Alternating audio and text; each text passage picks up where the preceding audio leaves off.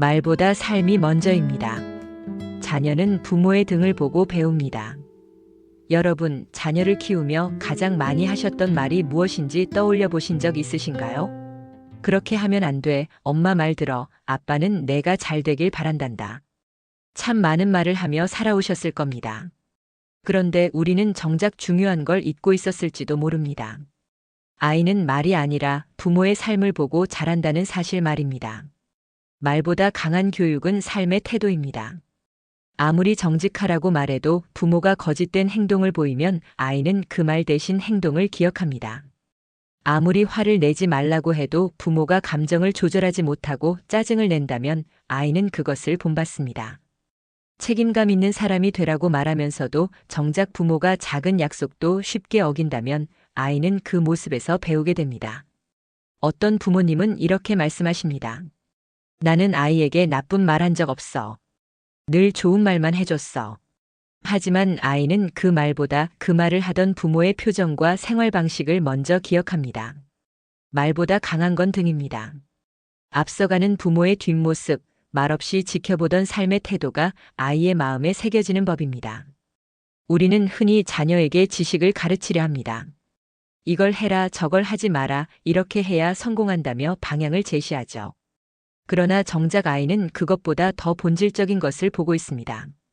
엄마는 어떻게 감정을 표현하는지, 아빠는 실수를 했을 때 어떻게 반응하는지, 부모는 스트레스 받을 때 어떻게 푸는지, 돈에 대해 어떤 생각을 갖고 있는지, 이런 삶의 태도가 곧 자녀의 가치관이 됩니다. 심리학자 알버트 반두라는 말했습니다. 사람은 말이 아니라 행동을 보고 배운다. 그렇습니다. 자녀 교육은 말이 아니라 행동입니다. 말로 가르치려 하지 말고 스스로의 삶으로 보여주어야 합니다. 쇼펜하우어도 이런 말을 남겼습니다. 말이 많을수록 설득력은 줄어든다. 말은 때로 공허하고 피곤하며 강요처럼 느껴질 수 있습니다. 반면 부모의 살아있는 모습은 설득을 뛰어넘어 모범이 됩니다. 아이들은 그 모범을 따라 살아가려 합니다. 한 가지 실제 예를 떠올려 보겠습니다. 한 어머니는 늘 아이에게 이렇게 말하곤 했습니다. 화를 참아야 해. 사람은 감정을 조절할 줄 알아야 돼. 하지만 그 어머니는 퇴근한 남편이 늦게 들어오기만 하면 말도 하기 전에 얼굴을 붉히고 작은 일에도 화를 냈습니다. 집안에는 늘 긴장감이 감돌았고 아이는 눈치를 보며 자랐습니다. 아이도 시간이 지나 감정을 조절하지 못하는 사람이 되어갔습니다. 화가 나면 물건을 던지고 친구에게 상처 주는 말을 서슴지 않았죠. 왜 이렇게 됐는지 모르겠어요. 어머니는 그렇게 말했지만 어쩌면 아이는 부모의 말이 아닌 행동을 그대로 배운 것일지도 모릅니다. 또 한 예를 들어볼까요? 어떤 아버지는 항상 말합니다. 성실하게 살아야 돼. 하루를 허투루 보내지 말아야 해. 그런데 아이는 봅니다. 아버지는 퇴근하고 나면 늘 술자리를 우선하고 휴일이면 침대에 누워 리모컨만 들고 있는 모습을요. 그런 부모 밑에서 자란 아이는 성실함보다 말과 행동이 다른 어른의 태도를 먼저 기억하게 됩니다. 결국 아이가 무엇을 배울지는 부모의 하루하루에서 결정됩니다. 이쯤에서 한 가지 질문을 드려보고 싶습니다. 여러분은 자녀 앞에서 어떻게 하루를 보내고 계신가요? 감정을 솔직하게 표현하되 조절하고 계신가요?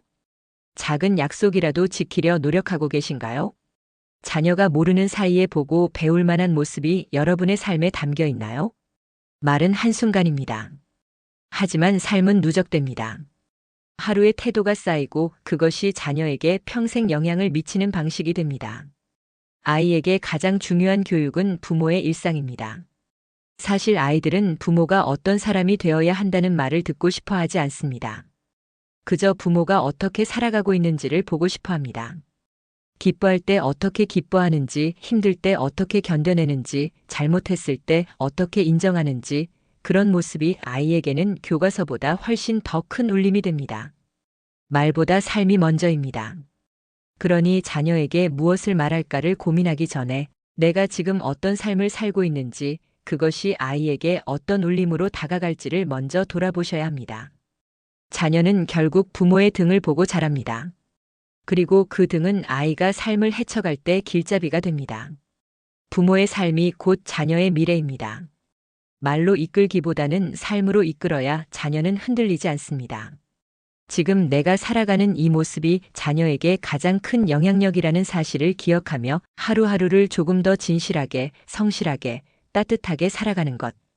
그것이 자녀에게 해줄 수 있는 가장 근본적이고도 강력한 교육입니다. 여러분은 이미 자녀에게 많은 것을 주셨습니다. 이제는 말 대신 삶으로, 말보다 존재로 가르쳐 주세요. 그렇게 보여주시는 하루하루가 자녀에게 평생의 나침반이 되어줄 것입니다.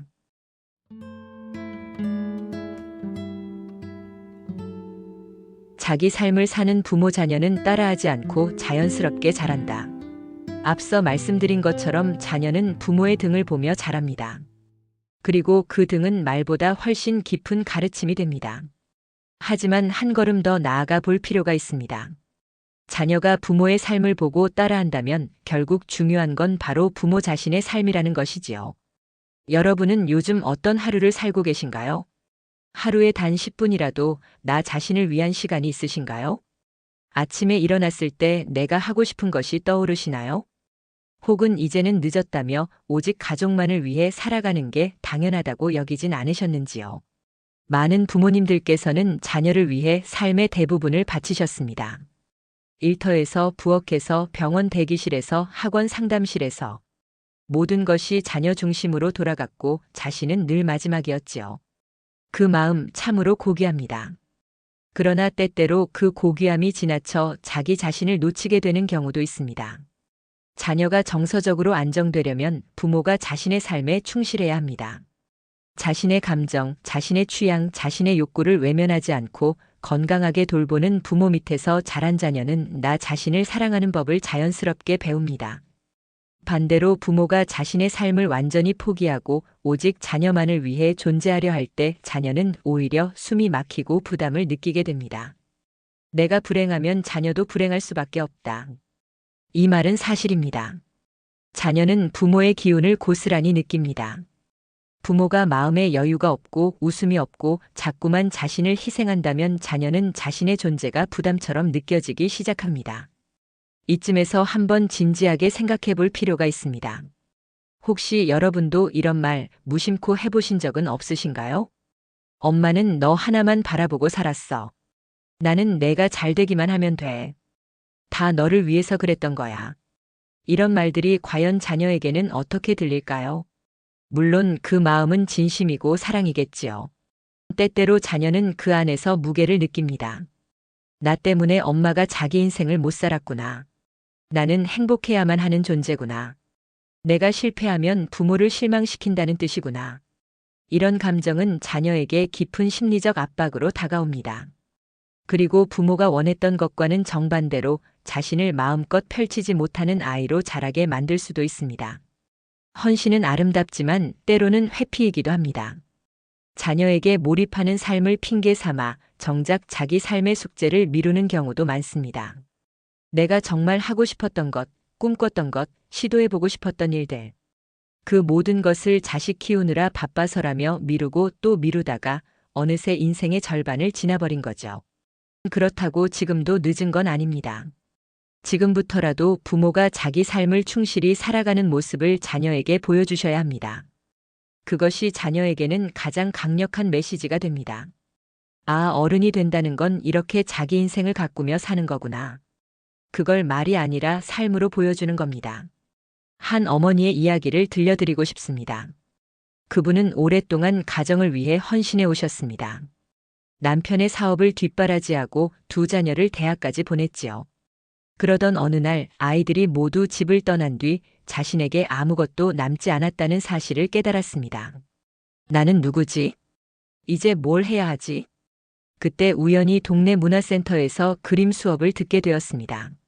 어릴 때부터 그림을 좋아했지만 한 번도 진지하게 그려본 적이 없었답니다. 수업을 듣기 시작한 이후 그분의 표정이 달라졌습니다. 아침에 눈을 뜨면 설레었고 남편과 대화도 부드러워졌으며 아이들과도 예전보다 훨씬 가벼운 대화를 나누게 되었습니다. 무엇보다 자녀가 말했습니다. 엄마, 요즘 정말 멋져 보여요. 그 한마디에 그분은 눈물을 흘리셨다고 합니다. 부모가 꿈을 꾸면 자녀도 삶을 능동적으로 대합니다. 부모가 자신의 삶을 소중히 여기면 자녀도 자신의 인생을 소중히 여깁니다. 자녀에게 가장 큰 선물은 자신의 인생을 충실히 살아가는 부모의 모습입니다. 철학자 스피노자는 말했습니다.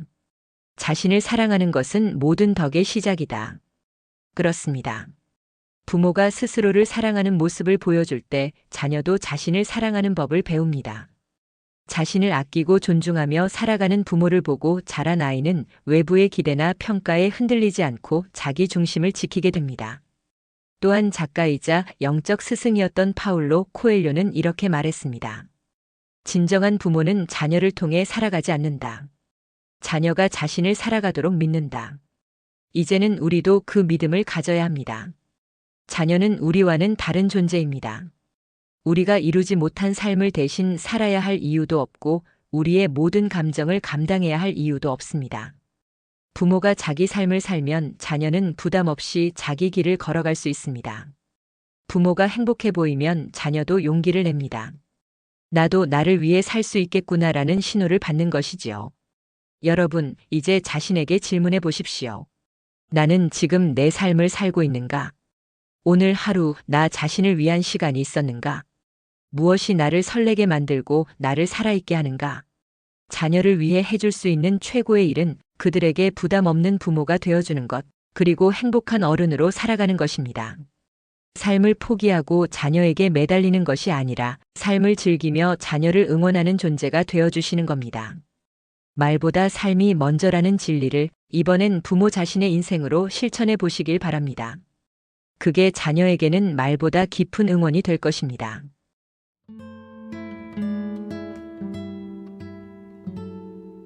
자녀의 삶을 대신하지 마세요. 삶은 각자의 것이다. 사랑하는 마음은 때때로 지나치게 멀리 갑니다. 부모는 자녀가 실수하길 원하지 않습니다. 돌부리에 걸려 넘어지는 것도, 잘못된 선택으로 후회하는 것도, 사람 때문에 상처받는 것도 부모된 마음은 늘 그 앞을 먼저 막아주고 싶어집니다. 그래서 말합니다. 이 길이 더 안전해. 이 사람은 아니야. 이건 실패할 거야. 그러나 그런 말들이 때로는 자녀에게서 자기 삶의 방향을 빼앗는 칼날이 되기도 합니다. 자녀의 진로, 인간관계, 삶의 중요한 선택을 부모가 대신하기 시작하는 순간 자녀는 서서히 약해집니다. 겉으로는 말을 잘 듣고 있는 것처럼 보이지만 내면에서는 스스로 결정할 수 있는 힘이 점점 사라지는 것이지요. 무엇을 좋아하는지, 무엇을 잘하는지, 어떤 길이 내게 맞는지.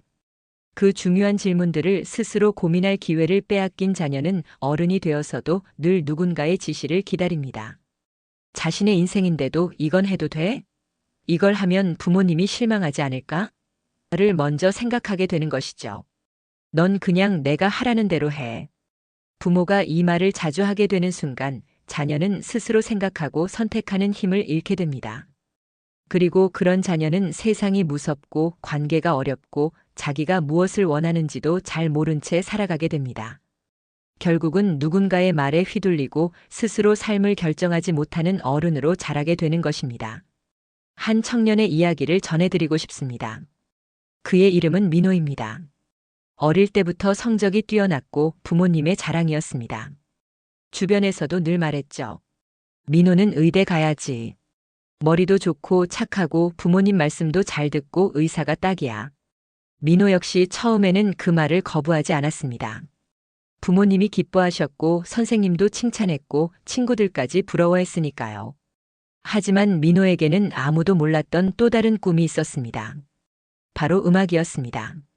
고등학교 시절 혼자 노래를 만들고 기타를 연주하던 시간들이 그에겐 세상에서 가장 행복한 순간이었지요. 하지만 그 꿈을 꺼내기엔 너무 두려웠습니다. 엄마가 얼마나 실망할까? 의사라는 기대를 저버리면 나는 이기적인 자식일까? 그렇게 민호는 자신의 마음을 접고 부모의 기대대로 의대에 진학했습니다. 6년의 시간이 흘렀습니다. 의대 졸업을 앞둔 날 민호는 부모님께 말했습니다. 엄마, 나 이제 내 길을 갈게. 음악을 하겠어. 처음에는 충격이었고 받아들이기 어려웠지만 민호는 물러서지 않았습니다. 지금 그는 작은 무대에서 노래를 부르며 스스로를 찾아가는 중입니다. 부모는 말합니다. 우리도 너를 위해서였어. 내가 고생하지 않게 하려고. 민호는 이렇게 대답했습니다. 엄마, 내가 원하는 삶을 사는 게 고생이 아니야. 남의 삶을 대신 사는 게 그게 진짜 고생이야. 이 이야기는 우리에게 중요한 질문을 던집니다. 우리는 자녀가 우리 뜻대로 살아주는 것을 바라고 있는 건 아닌가요? 우리가 해보지 못한 길, 가지 못한 선택을 자녀를 통해 대신 이루려 한 적은 없었나요? 자녀는 부모의 꿈을 대신 이루는 도구가 아닙니다. 자녀는 부모의 과거를 복원하는 존재가 아니라 스스로의 미래를 개척하는 독립된 인간입니다. 때로는 부모의 말이 옳을 수도 있습니다. 하지만 자녀가 그 옳음을 스스로 받아들이지 못한다면 그건 결코 자녀의 것이 되지 않습니다. 자녀가 실패를 경험하는 것도, 넘어져 보는 것도, 고민하고 방황하는 것도, 그 모든 과정이 자녀의 인생을 단단하게 만들어줍니다. 부모는 안전한 길을 대신 정해주는 존재가 아니라 자녀가 자기 길을 가다 넘어졌을 때 일어날 수 있도록 믿어주는 존재가 되어야 합니다. 그게 진짜 사랑입니다. 독일의 철학자 프리드리히 니체는 이렇게 말했습니다. 너 자신의 길을 가라. 그 누구도 대신 걸어줄 수 없다. 자녀가 살아야 할 인생은 부모의 인생이 아닙니다. 그들이 스스로 겪고 스스로 선택하고 스스로 후회하고 스스로 성장하는 그 고유한 여정을 살아가게 두는 것이야말로 진짜 부모의 역할입니다. 프랑스 계몽주의 철학자 볼테르 역시 말했습니다. 스스로 생각하지 않는 자는 영원히 남의 뜻대로 살게 된다. 우리는 자녀가 스스로 생각할 수 있도록 길을 열어줘야 합니다. 정답을 알려주는 것이 아니라 자기 인생의 질문을 던질 수 있도록 기다려줘야 하는 것이지요. 여러분, 다시 한번 마음속에 묻습니다. 혹시 지금도 자녀의 선택의 조언이라는 이름으로 간섭하고 있진 않으신가요? 혹시 자녀가 부모의 기준에 맞추지 못할까봐 불안해하고 있지는 않으신가요? 자녀는 지금도 자신만의 길을 가고자 합니다. 그 길이 때로는 멀고 낯설고 실패로 이어질지라도 그것이 자녀가 자기 삶을 살아가는 방식이라면 부모는 한 걸음 물러서서 조용히 응원해 주셔야 합니다. 그리고 믿어 주셔야 합니다. 여러분의 자녀는 약하지 않습니다. 실패해도 다시 일어날 수 있는 힘이 있습니다. 단지 그 기회를 아직 허락받지 못했을 뿐입니다. 이제는 자녀에게 그 기회를 주세요. 내가 원하는 길이 아니라 그 아이가 스스로 찾은 길을 걷게 해주세요. 그 길 끝에서 자녀는 자기 삶의 주인으로 서게 될 것입니다. 그리고 그때 자녀는 분명 이렇게 말할 겁니다. 엄마, 아빠 고마워요. 내 인생을 나답게 살 수 있도록 지켜봐줘서요.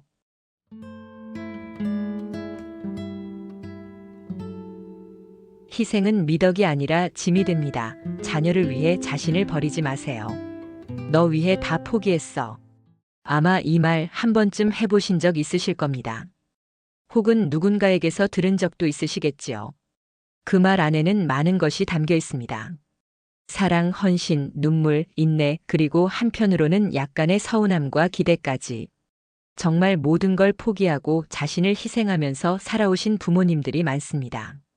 자녀 학원비를 마련하려고 본인의 취미 생활을 끊고 옷 한 벌 사입지 않고도 아이에게는 좋은 신발을 사주고 아플 틈도 없이 일하면서도 자녀에게는 밝은 얼굴을 보여주려고 애쓰셨지요. 이러한 사랑은 분명 깊고 위대합니다. 그러나 문제는 그 위대함이 자녀에게 때로는 무게가 될 수 있다는 점입니다. 자녀의 마음은 이렇습니다. 엄마는 나 때문에 모든 걸 포기했어. 아빠가 그렇게 고생한 이유가 나 때문이야. 나는 무조건 성공해야 돼.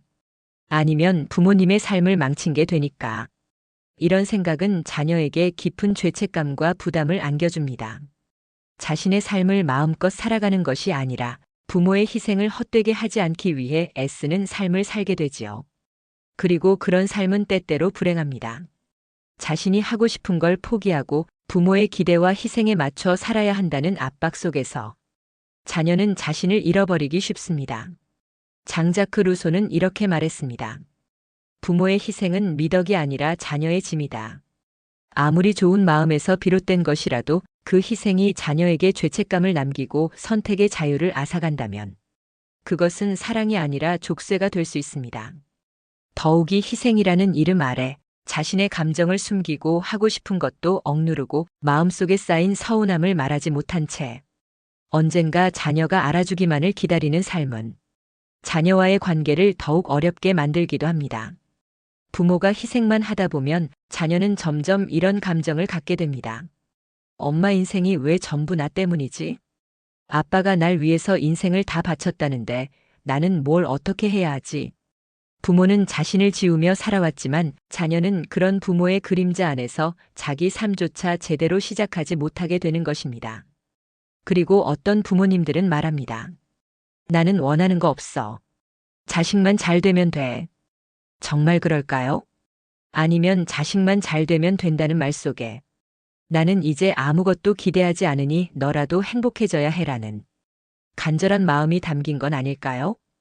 혹은 그것이 내 삶의 공허함을 자녀에게 떠넘기는 방식은 아니었는지 한 번쯤 생각해 보셔야 합니다. 이런 질문을 드리고 싶습니다.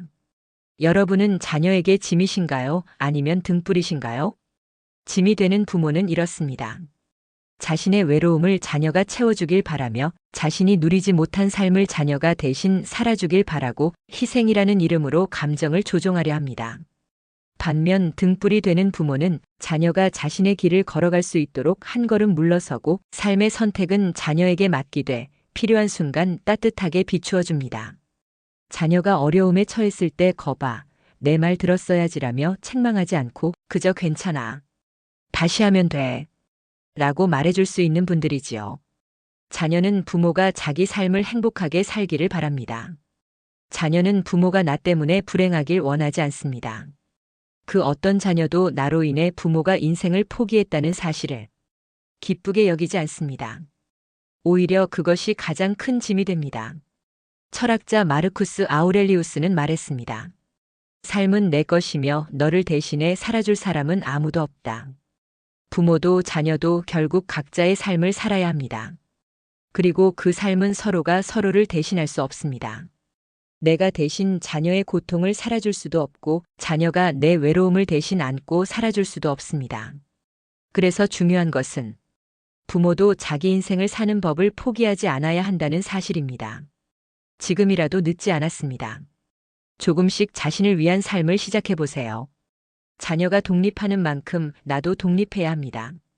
자녀에게 의지하지 않고 스스로를 위로하고 혼자서도 기쁨을 느낄 수 있는 하루를 만들어 보셔야 합니다. 가벼운 산책, 오래된 친구와의 전화, 해보고 싶었지만 미뤄뒀던 취미, 언젠가 배우고 싶었던 악기나 그림, 지금이 바로 그 언젠가입니다. 내가 행복하게 살아갈수록 자녀는 더 자유로워지고 부담 없이 자신의 삶을 살게 됩니다. 부모가 자녀를 짐처럼 안고 살아가면 자녀도 결국 그 부모를 짐처럼 느끼게 되는 법입니다. 반대로 부모가 삶을 즐기고 웃고 계신다면 자녀는 그 부모를 기쁘게 찾고 싶어집니다. 사랑하는 마음을 희생으로만 표현하지 마십시오. 그 마음을 자신을 위한 선택으로 확장해 보십시오. 자녀에게 주는 가장 큰 선물은 나는 너 없이도 잘 살아갈 수 있어. 그러니 너도 너의 삶을 마음껏 살아가렴. 이 말을 행동으로 보여주는 것입니다. 그럴 때 자녀는 마음의 짐을 내려놓고 더 가벼운 발걸음으로 인생을 시작할 수 있습니다. 희생보다는 자유를, 기대보다는 신뢰를, 애착보다는 존중을 택하는 부모가 되어 주십시오. 그것이 바로 자녀를 진정으로 사랑하는 길입니다.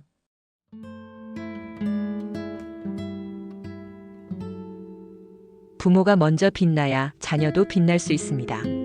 살아오시느라 참 수고 많으셨습니다.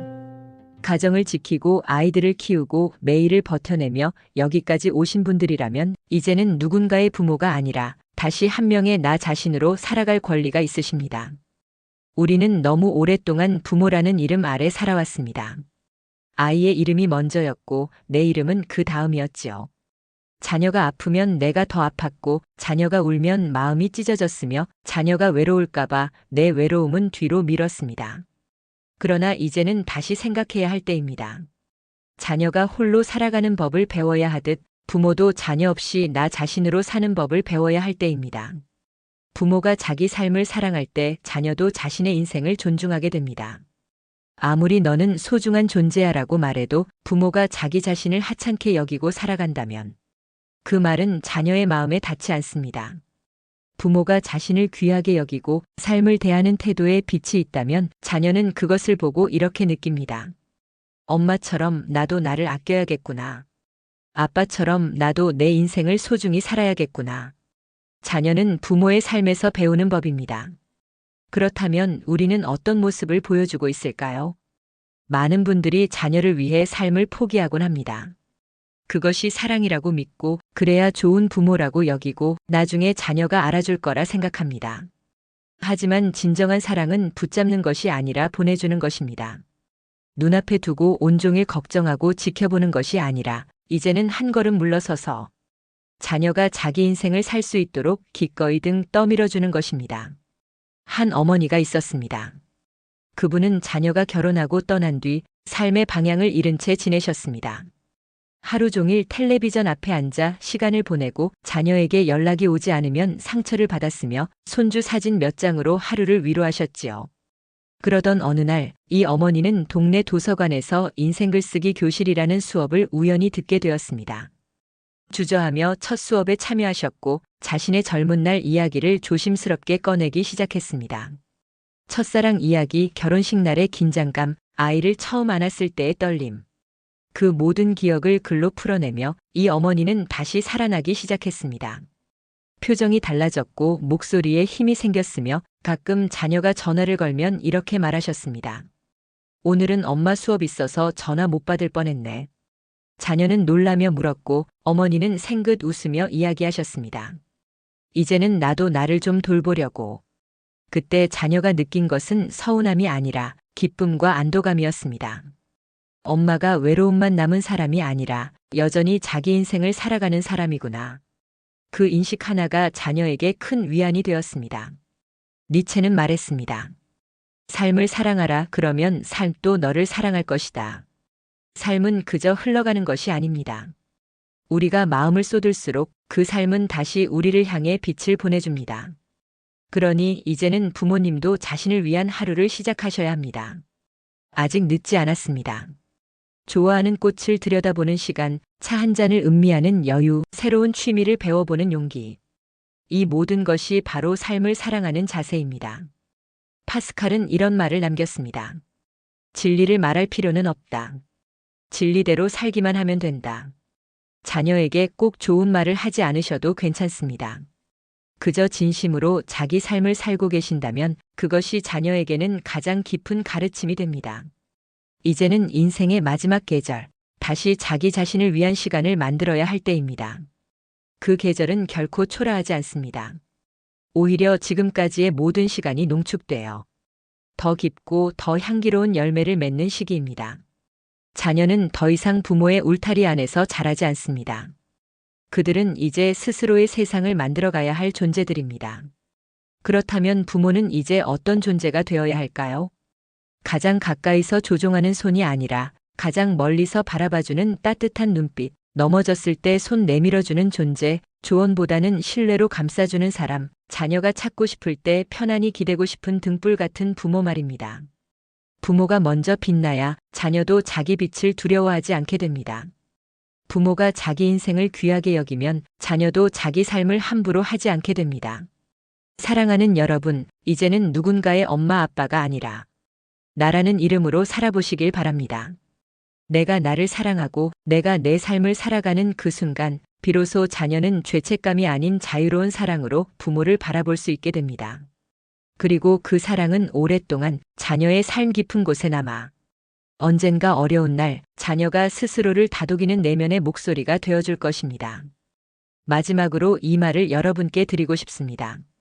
부모의 사랑은 가장 가까운 곳에서 가장 많이 보이지만 가장 먼 곳에서 가장 깊게 닿는 것입니다. 그러니 지금부터는 자녀가 아닌 바로 당신을 위해 하루를 살아보시길 바랍니다. 당신이 빛나면 자녀는 스스로 빛을 찾게 됩니다. 그것이야말로 부모가 자녀에게 줄 수 있는 가장 위대한 유산이 될 것입니다.